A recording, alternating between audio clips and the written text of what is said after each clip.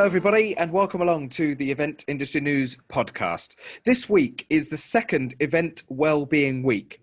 Delivered by the organisation Event Well, this week aims to raise awareness on the issue of wellbeing within the events industry and how event professionals can and should be taking better care of themselves. This week is also encouraging event professionals to take a proactive approach to supporting the well-being of both them and their colleagues.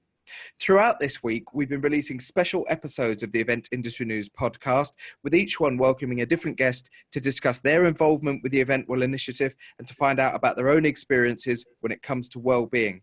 We've also looked at the challenges that event professionals face when it comes to looking after themselves and their colleagues.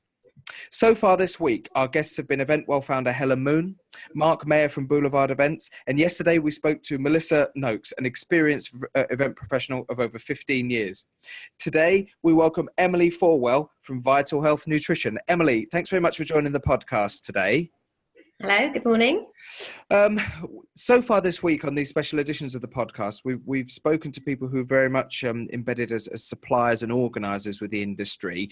Your role and your background professionally is a little bit different to our guests that we've had on. Why don't we start by explaining a little bit about what you do professionally?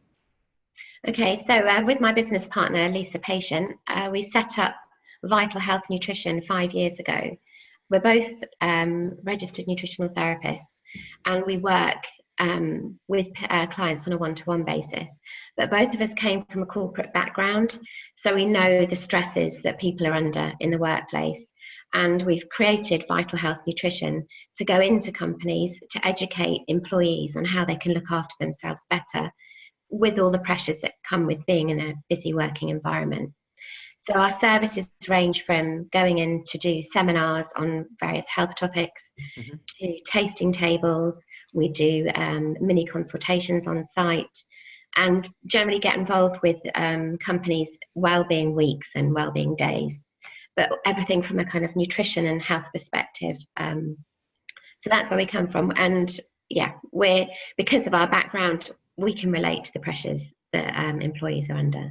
Sure. And there are a lot of nutritionists and health professionals out there, but as you point out, this was designed specifically for companies and businesses and organisations, taking into account presumably that you're dealing with large numbers of people, that there may be a lot of people that are travelling for business, all those sort of additional things that maybe nutritionists who focus on a one-to-one basis with clients maybe don't have to consider as much. When we translate what you guys do professionally into Event Wellbeing Week 2018 and with Event Well, tell us about your involvement with this particular initiative and how that came about. So I know Helen personally. I've known her for years. She's a family member. And last year she gave us the opportunity to run a masterclass on stress. So in Event Well 2017, I gave a presentation to a group of event planners in Admiralty, I can't remember where it was, somewhere in London, some fancy building. Anyway, so that was the start of it. And then this year, Helen invited us to deliver 2 masterclasses at square meals, venues and events live. So yesterday afternoon, Lisa gave a presentation on the science of sleep from a nutritional perspective. And today at 4 o'clock, I'm giving a talk on how to have great energy levels throughout the day. So both talks are aimed at event professionals to really give them an understanding of how they can support their own health and energy in a kind of busy working environment. And Helen have done some research and found out that the things that people are most concerned about are sleep and what they should be eating to have great energy. So we've tailored the presentations to meet those needs. And what are some of the key messages that were conveyed in yesterday's masterclass at Square Meal? Was it about nutrition? Did it have a number of different angles to it that you were able to include? Yes, so with sleep, obviously nutrition is, from our perspective, a big part, but there's a lot of lifestyle changes you can make. So Lisa talked through the science behind sleep, why we need sleep, what happens if you don't get enough sleep, how it affects your memory, your performance, your mood. She then explained the phases of sleep. And then we went into the nutrition aspects of sleep. So how you eat during the day will have an impact on your ability to get to sleep and how long you sleep and how deep your sleep is. So she talked through how we should be eating in order to generate good sleep. So what specific vitamins and minerals might cause a problem with sleep. So what kind of food you should be eating to make sure that your diet is really replete in those nutrients. Obviously, she then talked about lifestyle changes you could make. So there's lots of information around sleep hygiene. So what you should be doing leading up to sleep in order to ensure that your body knows now is the time to go to sleep. So it's a very practical presentation, and that's what we like to do with all our presentations, is that there's some easy things you can take away and start to implement, and it doesn't have to be complex. So really, it was really about what can you do as an individual to support your ability to get a good night's sleep, and also explaining why that's so important. Sure. And she also touched on shift work and jet lag, because obviously those can upset the rhythm of sleep. Mm-hmm.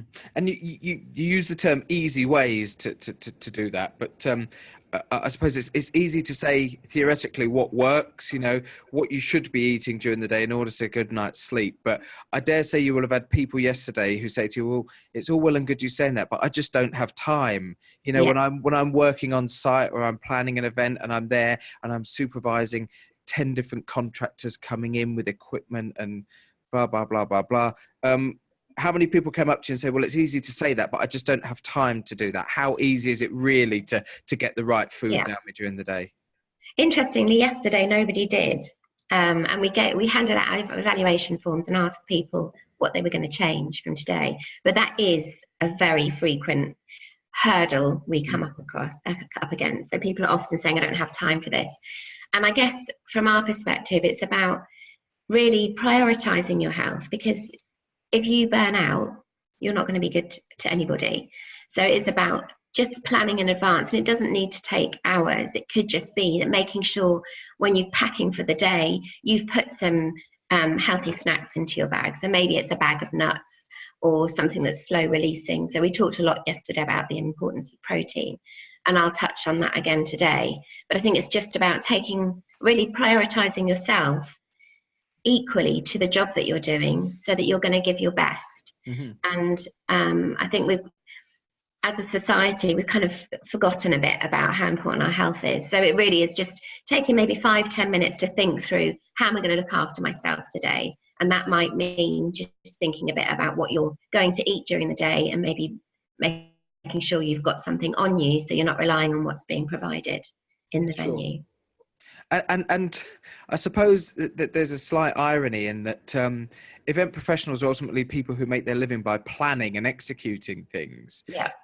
And yet they'll say, oh no, I haven't got time to get all those things. So actually, it just comes down to a bit of planning, doesn't it? It's what they do professionally. But if we're talking about nutrition, we're talking about maybe looking a week or 10 days before you're going to be really busy, and going and doing some shopping, going and filling your cupboards up so that you've got stuff to grab out the cupboards in the morning, put in your bag and take with you. Yeah, you're right. They've got all the skills they need to do that. It's just, I think we've stopped thinking about the importance of our health really as a kind of society.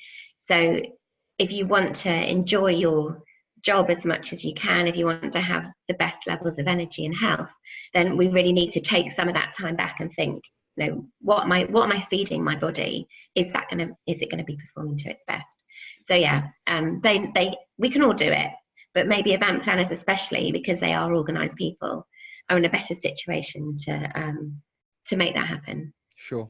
And we're recording this episode on the morning of the 20th of September, which will get published then later on today, because as you pointed out earlier on, you're going to deliver another masterclass today. Is that right? Yes. And, so this afternoon. Will that focus on the same subject as what you did yesterday, or is this a different session completely? No. So today's session is called Power Up Your Energy Levels. So it's all about how to have great energy levels throughout the day. Again, really important for someone who's got a busy event to get through. Mm-hmm. So it's about knowing what you should be eating, what times in the day, and to make sure that you don't flag, your concentration doesn't dip, you don't overreact to stress. So today's all about the fundamentals of great energy levels. So I think, again, a really important subject for busy people and people who've got a lot of demands on them. When I don't know if this is something that you're asked regularly, but having delivered these masterclasses and encountered people who work in the events profession, do you get people come up to you and saying, look, could you just give me 3 really quick tips, or 3 or 5 really quick tips that I could just do, that I could take away with me now, rather than having to read through loads and loads of stuff? Would you like me to give you the 3 tips? I'd love to, because I'm sure I've got everybody listening out there going, look, I just need 3 quick things that I could just jot down. Yeah. Okay. So the trick is, it's all about blood sugar balance. So when your blood sugars drop, that's when you start to feel tired, you lose concentration, you're more likely to overreact to stress. So what your goal should be during the day is to never let that happen. So the first thing is to eat regularly. So don't leave more than 4 hours without eating. So that in practical terms, that does mean having stuff on you. So having snacks in your bag, but it's about what those snacks are. So the second point really is, every time you eat, you should be having a combination of protein and slow releasing carbohydrate. So what that might look like is, for breakfast, making sure there's some protein in there. So if you've got time, having some eggs for breakfast on a slice of wholemeal toast. If you haven't got quite so much time, maybe it's nut butter on a slice of toast, or it's a really good quality low sugar granola with lots of nuts and seeds in it with some yogurt. So in each of those situations, you've got the slow releasing carbohydrate. So that might be oats or the wholemeal bread, combined with the protein. And protein takes us a long time to digest, and it slows down the release of energy from everything you eat. So that's a really key trick, is just to make sure you're always having protein, whether it's a snack or a meal. And then the third thing really is just to be aware of your stimulant intake. So things like, I mean, sugar is a stimulant, coffee, alcohol, soft drinks like cola and those kind of things, energy drinks. All of those things give you a sharp burst of energy, but they're always followed by a crash. And you can't afford to have crashes on a busy day. So it's not that you shouldn't be drinking any caffeine, it's just that be aware that you're becoming over reliant on it, and that it's going to be creating those dips in your blood sugar levels, and that's what we want to avoid. So really minimizing caffeine. And I would guess, just listen to what you said there about those crashes, it's just a sharp intake followed by a crash, that people who maybe don't realize that sharp intake followed by the crash are then encouraged, then they feel the crash and then they think, well, I need another one. Yes. So you then you get yourself into a bit of a cycle where you're on this roller coaster. You're intravenously absorbing Red Bull every 20 minutes. Yes, because without it you feel like you can't function, but it's the fact that you had it that's causing you not to function. So, but with all of everything around caffeine, you really mustn't go cold turkey. It's about slow withdrawal from things like that. But it's that understanding that they're contributing to this roller coaster. They're causing the crash that makes you feel you need one a couple of hours later. So that's what we work with a lot with people, is trying to even out their blood sugar balance. Then their energy levels are much more consistent, and they're better able to cope with the demands of a busy day. And do you think, again, this is all hypothetical, but do you think that the people who turn around and say, oh no, I just couldn't function without coffee when I'm on an event, I couldn't function without my 8, 9, 10 cups a day that I have to get through. Do you think that's partly because of what we've just spoken about, where that they're experiencing these crashes and they just think, well, I get tired easy, so I need more coffee, that actually if they experimented over a period of weeks and maybe a couple of months in reducing that, they'd actually feel that they were more consistently active and energized? Yeah, definitely. I mean, caffeine's very addictive. So every time you have a coffee, all you're doing is fulfilling that addiction. I know that sounds quite harsh about coffee, but it's the truth. And yes, so it's about slowly cutting down. And then you'll find that your energy levels are much better than they were when you were fueling yourself by caffeine. But you must take it slowly, because the withdrawal effects can be quite severe. People get headaches, they feel dreadful, they're going through a kind of detox really. And you don't have to experience that. If you cut down, say 1 cup every week, so say you had 5 cups a day now, you give yourself a goal to be having 4 cups a day in 7 days time, and then slowly reduce it that way. You don't go through the withdrawal effects then. Having delivered sessions at last year's Event Wellbeing Week 2017 and returning this year with what sounds like an increased sort of presence and activity, have you been in contact, have you stayed in contact with anybody that attended the sessions or that you met through the Event Wellbeing Week last year? And have you been able to sort of monitor any results, or has anybody come back to you with any positive feedback to say, actually, I did that and it's really made an improvement? But last year was quite a small group, so unfortunately no, but we do that with our corporate clients. So after every seminar that we run in a business, we send emails out for the next 4 to 6 weeks to remind them of the key points in the presentation.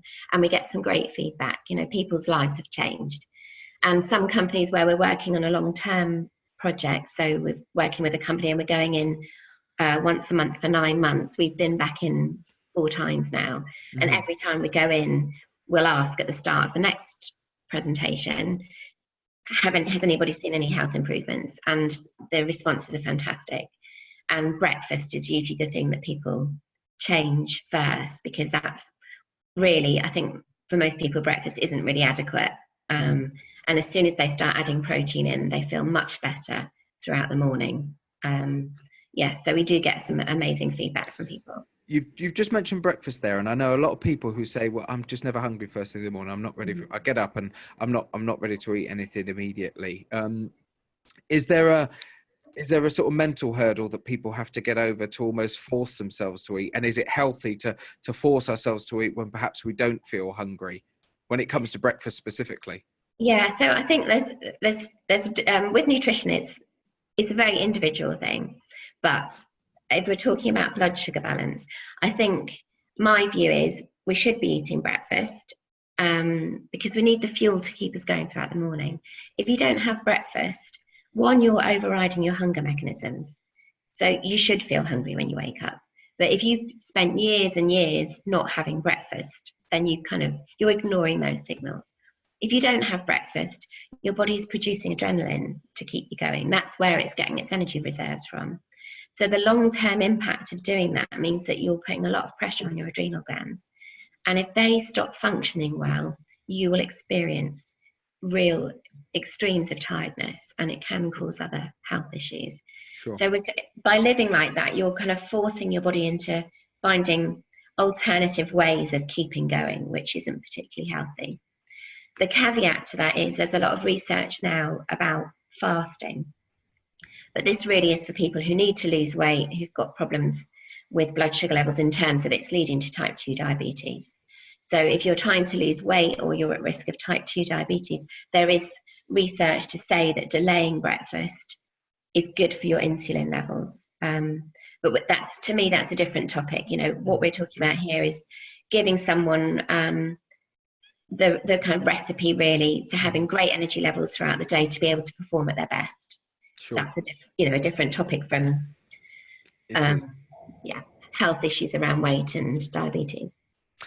One thing that we've touched on in all of the episodes this week that we've been putting out with each of our guests is this not idea, but the fact that in the events industry we experience these quite significant peaks and troughs professionally, where you will go through busy periods followed by busy periods followed by manic periods as you lead up to an event. The event itself is the crescendo, the peak, if you will, and then suddenly you're in a trough. You're, post-event, you might have a blank diary for a couple of weeks, and you have this crash where you have been running on adrenaline for several days on end, and suddenly you get home and you just crash, and you've experienced sometimes a bit of a low.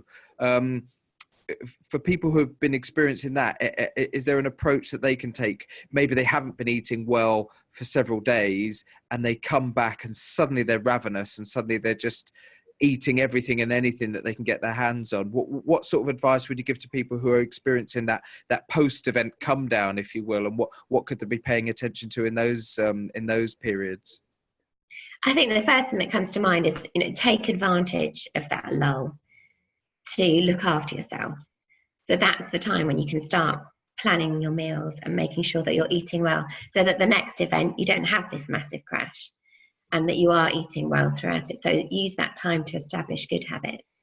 I think, if you're exhausted, again, if you've planned ahead, you should have something nutritious and, you know, that doesn't take long to cook when you get home. I think that's where people come undone as well, is coming home exhausted.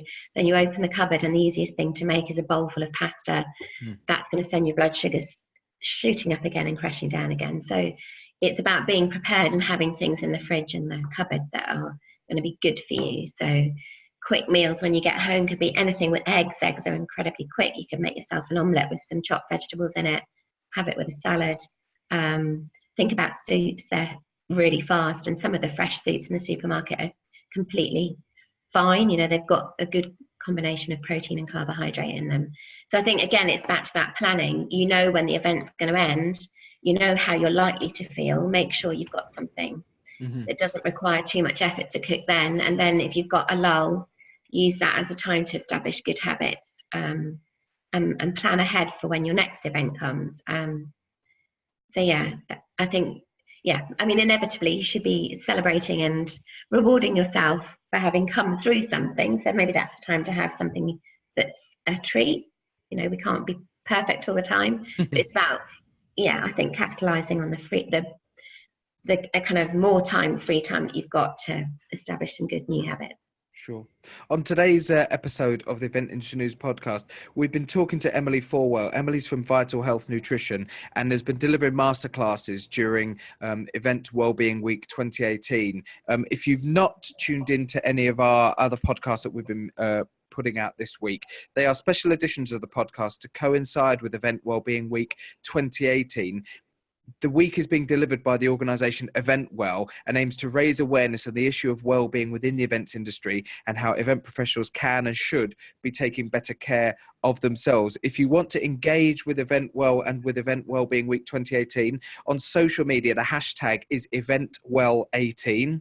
The website is eventwell.org. And all this week, if you have just tuned into this one today, go back to our previous episodes that were published on Monday, Tuesday and Wednesday this week, starting from the 17th of September, and you'll hear a bit more about what's available on the Eventwell website itself. There are loads of resources and tricks and connections and ways to get in touch with Eventwell as an event professional. If you're working in the industry and you want to find out how to take that bit more care of yourself, get in touch with them, and I'm sure they'll be able to either put you in touch with the right people or help themselves. Emily, thank you very much for joining the podcast today. It's been great to have you on board. And as I said at the start of the episode, Emily has given us today a bit more of a solutions-based podcast as opposed to somebody who's actually telling us about their experiences with the industry, which is what we've had earlier this week. Emily, thanks very much. Thank you. That's been great. Thanks. And head over to eventindustrynews.com. As I said, if you're just tuning into this one for the first time today, please do go back, starting from Monday the 17th of September. Listen to our first episode with our guest, Helen Moon, who's the founder of Event Well, and find out from the very beginning why this organisation was created and why it's so important that we're all taking the time to look after ourselves and look after our colleagues working in this industry. Thanks very much for tuning in, and we'll see you on the next episode. Thanks very much, everybody. Goodbye.